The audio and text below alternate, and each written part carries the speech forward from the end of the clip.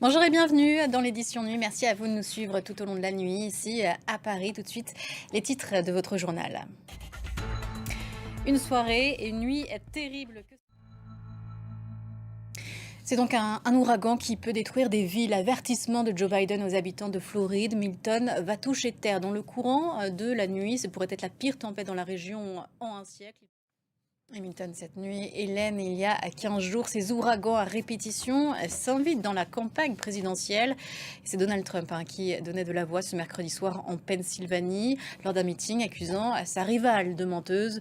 Joe Biden parle lui d'une avalanche de mensonges défendant ses actions. On revient donc sur cette controverse avec Noémie Roche. Et en France, c'est aussi jour de tempête. Kirk est arrivé par la façade atlantique, provoquant des vents de plus de 100 km. Beaucoup de pluie qui ont causé des inondations, même à Paris, dans des stations de métro qui sont sous l'eau. En Seine-et-Marne, à l'est de la capitale, des dizaines de milliers de foyers privés d'électricité et des crues attendues ces prochains jours. Images commentées par Maëva Damois.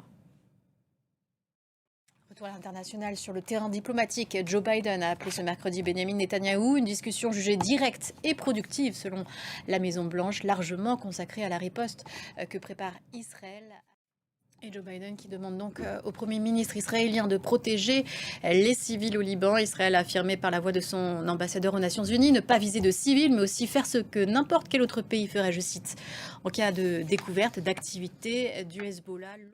Volodymyr Zelensky à Paris ce jeudi. Emmanuel Macron recevra son homologue à l'Élysée.